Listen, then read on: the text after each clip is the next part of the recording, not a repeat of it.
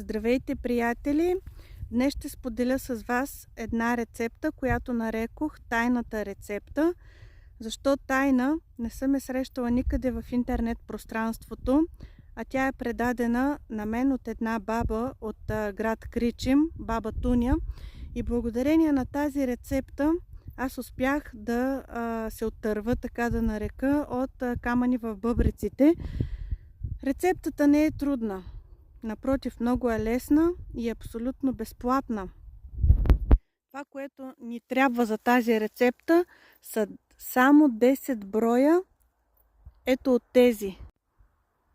От тези мъхести топки, само 10 броя се сваряват в 3 литра вода, като тази вода се пие в рамките на 3 дни по 1 литър.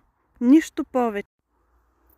Не се добавят никакви захари или мед към този чай. Приема се абсолютно чист. Може би малко на вкус няма да ви бъде приятно, но какво от това, когато имаме на лице ефекта. Приемам тази отвара вече няколко години. Всяка есен профилактично пия вече по 1 литър, не по 3 литра, както е рецептата. И слава Богу, до ден днешен нямам нито камъни, нито песечинки в бъбреците си.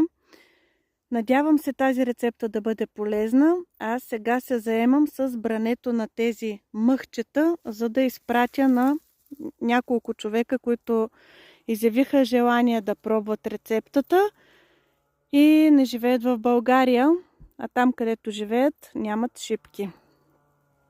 Ето вижте моята поляна от шипки.